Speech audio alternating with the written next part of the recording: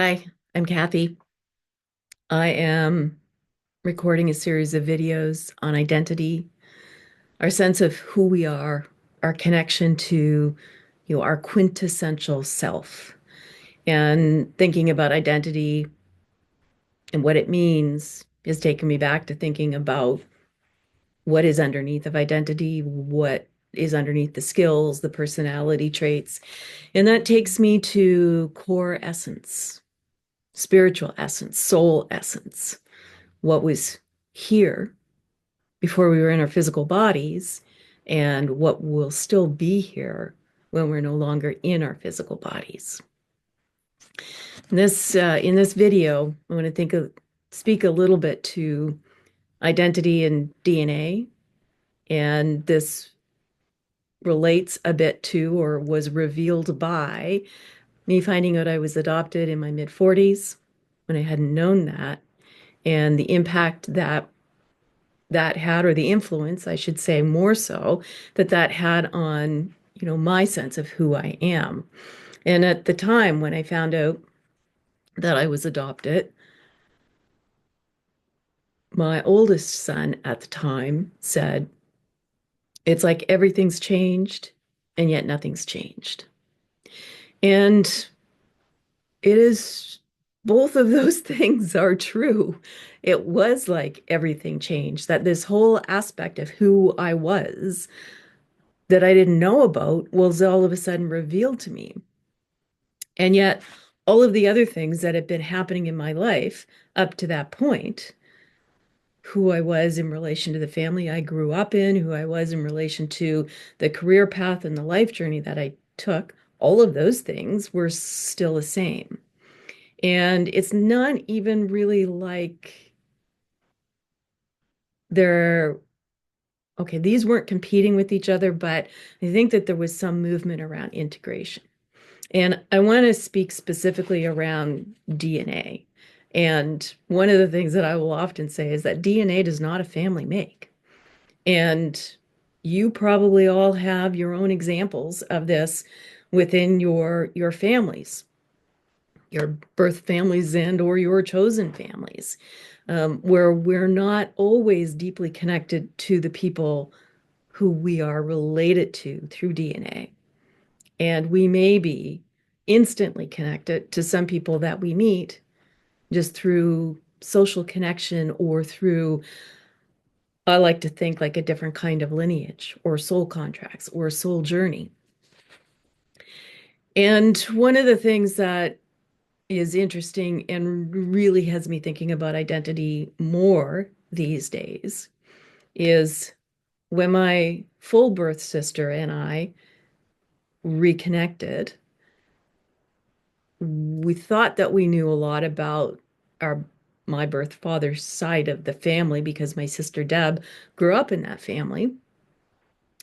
And we discovered we didn't know as much as we thought we did necessarily, because we put our information out there on ancestry.com, hoping to get more information about our birth mother because her side of the family was um, very vague. We knew that our birth mother's mother had had many children, multiple fathers, and that was kind of it. I mean, it was very vague, it was very mysterious. On the our birth father's side of the family, we discovered that we have another half sister. When I found out I was adopted, I had been approached by my sister and my half sister, reaching out to me to say that they had reason to believe that I might be their sister. Turns out it was true. And in more recent years, another half sister has appeared as well, as she was doing a search for her own DNA lineage. But on my mother's side of the family, my birth mother's side of the family, the questions were, I won't say haunting, although that's the word that came into my mind, but very curious. It felt like we could just make up whatever story we wanted to about that side of the family. And it also, at one point when my sister and I were talking about our birth mother's mother, she said, "You realize we are talking about our grandmother." And that hit a little bit because now we weren't talking about some vague theoretical person, but we were actually talking about someone that we were related to, or she was related to us. About a year and a half or so ago, a cousin, biological cousin on our mother's side of the family, connected with us, and she had done all of the genealogical research in the family tree. She'd been aware for some time about the family. Her mother and our birth mother were sisters or half sisters, and she dug into it all. And so all of a sudden, we had blanks filled in that we didn't even know existed, and we had names associated with this family tree. So not just our birth mother's name, we had all of her siblings. There were 8 of them. We had our birth grandmother's name, and the names of most of the men that she had children with. And we had her parents' names, and things seemed more real than they had been before. So it was almost like, if you can imagine, I don't know, a tree, literally, and one side of the tree is colored in and you can see it all clearly and you know all the connections and all of the branches, and the other side of the tree was faded out. We didn't even know how many branches there were. And then all of a sudden, that part of the tree becomes illuminated. And unexpectedly, everything is in balance when you didn't even know that they weren't in balance before that. And it has an impact that is hard to describe, but contributes to a sense of wholeness. And again, a sense of wholeness we didn't even know wasn't there for my sister and I. And so I feel very grateful for the gift of having that side filled in, and for people who are curious about their family lineage or who their biological family is. Some people want to go on the journey of discovering who they all are, and some people are not interested at all, and whichever choice people make is perfectly fine. It's aligned with, who they are and what their desires are. And I think it's hard. It's a couple of ways that it's hard. One is, if you are seeking and the people you are seeking do not want to be found.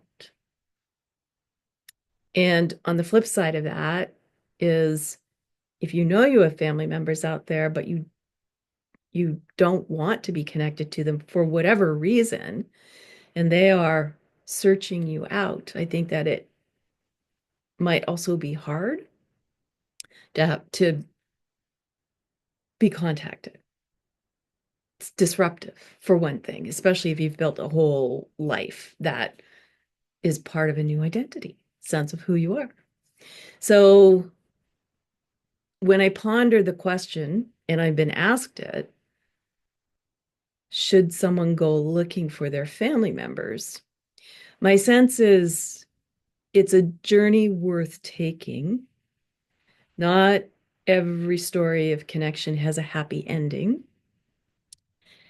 or a fulfilling ending.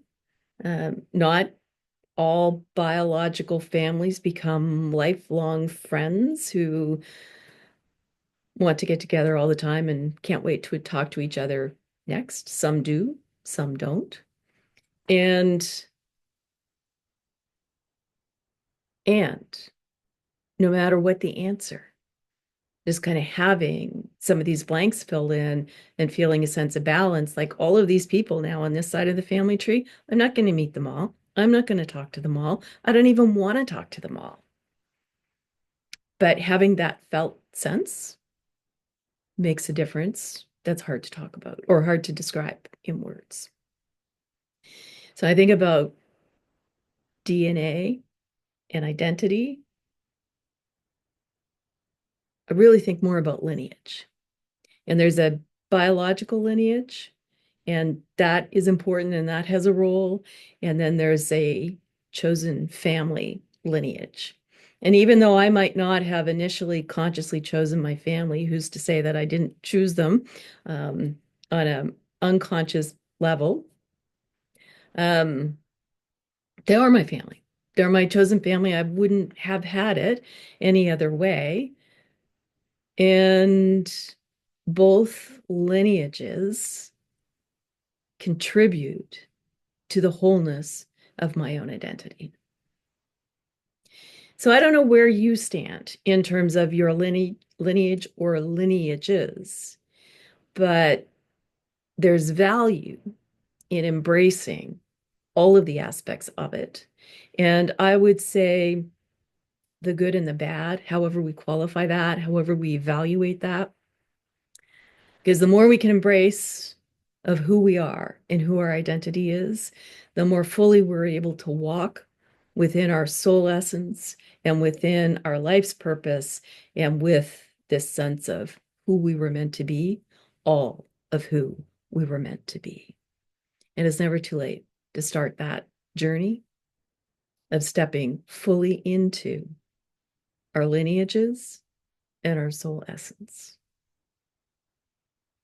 So I'd be curious to hear some of your own reflections about your journey and what that means to you, some of the questions that you might have. You can put them in the comments below the video, and we can start a conversation about what all of that means. So thanks for watching. I'll see you next time.